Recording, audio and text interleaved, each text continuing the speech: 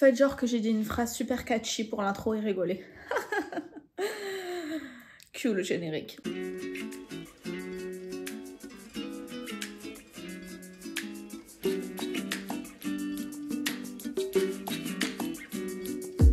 Désolée, j'avais pas d'inspi aujourd'hui. Alors, je viens de me rendre compte, j'ai regardé la liste des livres que j'ai lus cette année, ce mois-ci, et elle est très très décevante et j'ai pas lu grand chose. Et je suis encore, à l'heure où je vous parle, on est le 28 décembre, je suis encore en rush pour essayer d'atteindre les 100 livres lus cette année. Je viens de finir à l'instant, là, avant d'allumer la caméra, mon 98e, donc j'ai 3 jours pour finir 2 autres, en sachant que j'en ai 2 autres déjà en cours, dont on va parler dans cette vidéo. Donc, le premier livre que j'ai lu au mois de décembre, c'est Slowfoot de Rome, je crois. Je sais pas, j'ai craqué. Ça faisait, je sais pas, il est sorti il y a un peu récemment et j'ai entendu tellement de monde en parler. Et au début, ça me chauffait pas du tout parce qu'on le présentait en mode un truc horreur, nanana et tout. Je me suis dit, vas-y, c'est pas du tout mon délire. Petit à petit, je sais pas ce qui m'a fait. Souvent, quand il y a des livres comme ça dont j'entends beaucoup parler, c'est après quand je vois une personne que je pensais pas qu'elle lirait ce genre des choses le lire que je me dis, bon, bah peut-être que finalement, vas-y, je me chauffe, je vais le lire aussi. Et là, je sais pas, c'est. Voilà, j'ai vu un reading vlog de je ne sais plus qui et je me suis dit, bon, vas-y, je vais essayer parce que c'était vendu comme une revenge story d'une femme, tout ça.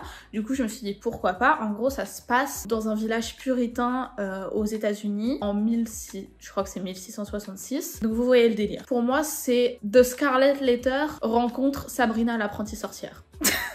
C'est le mood que ça m'a donné. Et c'était très moyen, c'était très bof, j'ai pas kiffé, tout s'est éclairé, tout est devenu plus logique pour moi quand j'ai refermé le livre, que j'ai lu les remerciements et que je me suis rendu compte, parce qu'avec le nom, on peut pas vraiment savoir, que en fait c'est parce que c'est écrit par un homme. Depuis tout ce temps où j'en avais entendu parler, j'étais persuadée que c'était écrit par une femme, et voilà, pendant que je le lisais, j'étais en mode... il y a quelque chose qui me gêne, il y a quelque chose qui va pas, ça me rub pas dans le bon sens, vous voyez ce que je veux dire? J'étais en mode...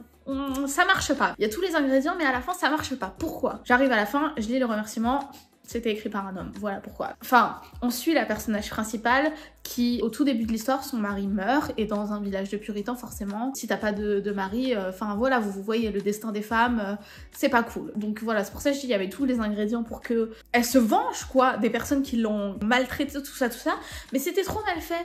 En plus, son rapport, rien que le rapport que la personnage principale avait avec son mari, au début de l'histoire, moi je lisais l'histoire, j'étais en mode you go girl, you go queen, c'est toi qui as raison et tous les autres ont tort. Et son mari, dans les premiers chapitres, franchement, moi je l'aimais pas, il était présenté comme un débilos.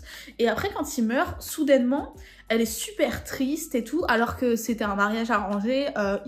C'est une meuf qui vient de Londres et on l'a envoyée dans les colonies pour le marier. Enfin, c'est pas un mariage d'amour, mais soudainement, quand il meurt, elle est en mode ah, c'était l'homme le plus vertueux du monde. Enfin, je sais pas, je trouvais pas ça cohérent déjà de base. Tout ça pour dire que j'étais extrêmement déçue et que franchement, moi je ne le recommanderais pas. Ensuite, je vous l'avais montré dans mon dernier vlog, mais je l'ai déjà rendu à la médiathèque. J'ai lu une grosse BD qui s'appelle Portugal de Pedrosa. Et en gros, c'est l'histoire d'un... Je sais pas si c'est autobiographique, ça doit l'être un petit peu, mais c'est l'histoire d'un... Je sais pas, j'ai pas compris s'il était journaliste ou dessinateur. Oui, parce que c'est un rapport avec la BD. Qui est d'origine portugaise et qui est invité à un festival, un petit festival de la BD au Portugal, et du coup, il y va. Il y était pas allé depuis qu'il était petit et ça va un peu redéclencher des souvenirs et du coup de la nostalgie et aussi le désir de un peu partir sur les traces de ses racines, de son histoire et de sa famille. Et c'était vraiment sympa. Au final, il y a seulement, je dirais, un tiers de l'histoire qui se passe vraiment au Portugal, mais c'était trop mimes. J'ai vraiment grave kiffé. J'étais pas extrêmement fan des dessins des personnages, mais par contre les dessins des paysages, c'était vraiment trop beau, surtout forcément les scènes qui se passent au Portugal, j'ai grave kiffé. Donc voilà, si c'est quelque chose qui vous dit, qui vous parle, je recommande grandement. Ensuite, une autre déception. Alors celui-là, oh là là, j'étais tellement déçue. En plus, quand je vous en ai parlé dans une vidéo, je vous en ai parlé dans le podcast. Quand je l'ai commencé, je croyais vraiment que ça allait être excellent. Mais ça m'a tellement déçue. ça m'a tellement déçue, que des déceptions ce mois-ci. C'est The Ministry of Time. Je l'avais sur ma wishlist depuis, je pense, le début de l'année. Pareil, je l'avais grave vu passer, il a grave fait le buzz. Je crois même qu'il a gagné. Il a pas gagné une catégorie des awards de Goodreads. En tout cas, les prémices, ça se passe à Londres, dans notre époque, et le gouvernement a développé la technologie du voyage dans le temps. Et du coup, il crée un ministère, The Ministry of Time, qui vont s'occuper de réfugiés temporels. En gros, ils retournent dans le passé et ils vont sauver des gens qui étaient sur le point de mourir. Et ils les ramènent dans notre temps. Et après, il y a un programme qui se met en place et on va suivre la personnage principale qui est dans ce programme, qui travaille pour le ministère, qui est un bridge. Ça veut dire que c'est la personne qui accompagne les réfugiés temporels pendant 1 an, le temps qu'ils s'adaptent à notre époque et à notre monde. Ça a l'air trop bien, on est d'accord. Et tout le début, j'étais en mode, ça a l'air vraiment bien. Parce que j'étais en mode, ok, elle a vraiment décidé de suivre une approche très réaliste, ou en mode vraiment, elle parle du fait que c'est hyper traumatisant de genre, du jour au lendemain, être enlevé de son époque et tous les gens que tu connais sont morts et de s'adapter à... Enfin, c'était vraiment... L'approche était vraiment très réaliste et j'étais en mode, ok, je m'attendais pas à ça, mais soit. Franchement, ça peut marcher, ça peut m'intéresser, ça peut être cool. Mais après, à partir du moment où ça se développe, j'avais rien de base contre la romance. J'étais pas vraiment surprise parce que ça, j'en avais déjà entendu parler dans tous les gens qui en avaient parlé, donc j'étais en mode, pourquoi pas. Mais à partir du moment où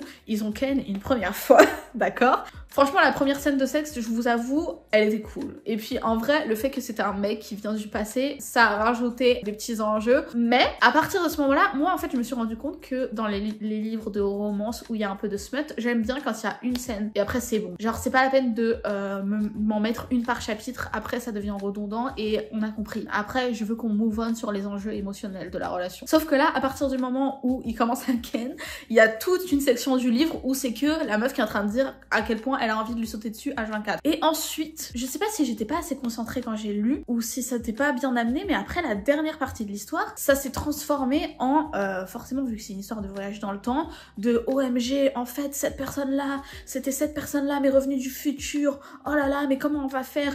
Vous voyez les paradoxes de voyage dans le temps et tout, et je m'attendais pas à ça et c'était vraiment pas ça que je voulais lire. Et je trouve que c'était franchement pas très bien fait. Encore une fois, un livre de plus qui a été une grosse déception ce mois-ci et franchement du coup je le recommanderais pas. Ensuite, si vous avez vu mes stories sur Instagram, j'avais trouvé dans une boîte à livres Lady Macbeth de Ava Reid, qui est un retelling de Macbeth de Shakespeare, et j'avais demandé dans ma story si vous pensiez que il fallait que je lise Macbeth avant de lire le retelling parce que j'avais aucune idée de c'était quoi l'histoire de Macbeth. En fait, il y en a qui m'ont dit oui, lis-le parce que le retelling n'a rien à voir, mais il y en a qui m'ont dit non, t'es pas obligé de le lire parce que le retelling n'a rien à voir. Donc je me suis dit bon vas-y, c'est une pièce, ça se lit rapidement. J'ai été l'emprunter à la médiathèque et je l'ai lu, et après j'ai quand même été re-regarder l'épisode des Simpsons sur Macbeth. Pourtant c'est ma deuxième pièce de Shakespeare, j'ai lu Othello l'année dernière je crois, et Othello j'avais eu aucun mal, donc je sais pas si c'est cette traduction là.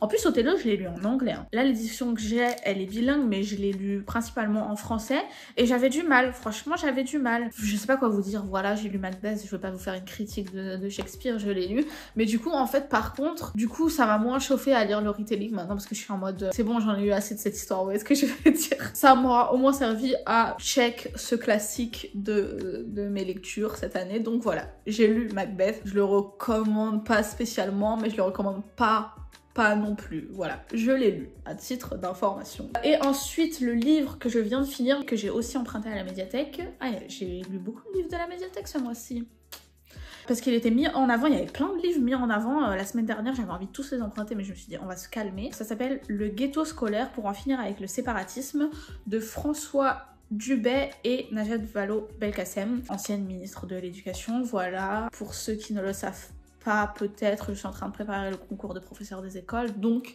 ça m'intéresse. Mais je me suis rapidement rendu compte que c'était une approche très globale. Comment est-ce qu'on peut en finir avec le séparatisme, mais à l'échelle de quelles lois on peut appliquer. Ça parlait beaucoup de, vous voyez, le quadrillage de secteurs. Enfin, c'était une approche très large plutôt que à l'échelle des individus. Qu'est-ce qu'on peut faire pour ça, vous voyez ce que je veux dire? Mais ça n'en était pas moins intéressant pour autant. Par contre, c'était très riche, surtout les premiers chapitres. On était bombardé de statistiques et de pourcentages, j'ai eu un peu de mal.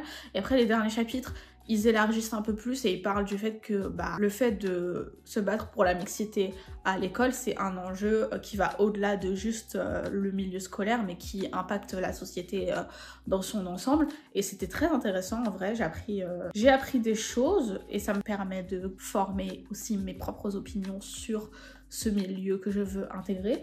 Donc voilà, si vous êtes de ce milieu aussi, franchement je recommande, c'était très intéressant. J'avais mis mon marque-page de Spy Family avec le proviseur de l'école et Damien qui a un contrôle, parce que je me suis dit c'est dans le thème, voilà. Et donc du coup les deux autres livres que j'aimerais finir avant la fin de l'année que j'ai en cours, celui-ci, il me reste vraiment ça. Donc je pense d'ici demain c'est terminé. Ce sont les mémoires de Hubert Reeves. C'est ma mère qui l'a trouvé dans une boîte à livres et vu qu'elle sait que je suis fan de lui, elle me l'a pris. Et c'est vraiment trop intéressant. J'ai eu un peu de mal à le commencer parce que vu qu'il est mort il y a pas longtemps, j'étais encore un petit peu sensible, voilà. Mais c'est trop intéressant, vraiment, ce monsieur, il a vécu 1000 vies. Il était à l'université en 1950, donc pour vous dire à quel point on vient vraiment pas du même monde et les choses n'étaient vraiment pas faites de la même façon à son époque, et du coup c'est tellement intéressant et il aborde plein de sujets. Pour ceux qui savent pas, Hubert Reeves c'est un astrophysicien, mais plus tard dans sa carrière il s'est aussi beaucoup impliqué dans la protection de l'environnement, et aussi il est très sensible à ce qui est littérature et poésie, et c'est aussi, après il est devenu vraiment un vulgarisateur et il essaye de rapprocher du coup ces deux domaines qui sont souvent mis en opposition, qui sont le domaine scientifique et le domaine littéraire. Et j'aime trop, vraiment j'aime trop. Il parle de tout, il parle de quand il a fait une visite des laboratoires d'astrophysique en URSS, il parle aussi du monde de la recherche et de la concurrence qu'il y a entre les chercheurs. C'est trop intéressant, c'est vraiment trop intéressant, et du coup voilà, je vais le finir d'ici demain. Voilà, et ensuite le dernier, alors lui vraiment, c'est parce que j'étais en mode il me faut un truc rapide, et en même temps 2 saisons, j'avais envie, je l'ai vu dans un vlog aussi il y a quelques jours. C'est tout simplement une petite romance de Noël, et on me l'a vendu comme avec la troupe de Fake Dating, et vous savez à quel point c'est ma troupe préférée, donc je me suis dit why not. J'en suis à 42%, c'est Love Light Farms de V.K. Borison. Que vous dire, c'est une petite romance cute de Noël, et pour l'instant c'est tout, et je pense que ça va faire le taf. C'est mimes et sans plus, et voilà, je sais même pas si je vous en reparlerai parce que je pense que ça va pas changer ma vie, mais ça va m'entertain pour ces derniers mois de l'année, et je ne lui en demande pas plus. Voilà, j'espère que vous avez passé des bonnes fêtes de fin d'année, et merci si vous êtes restés jusqu'à la fin, et je vous dis à la semaine prochaine. Bisous.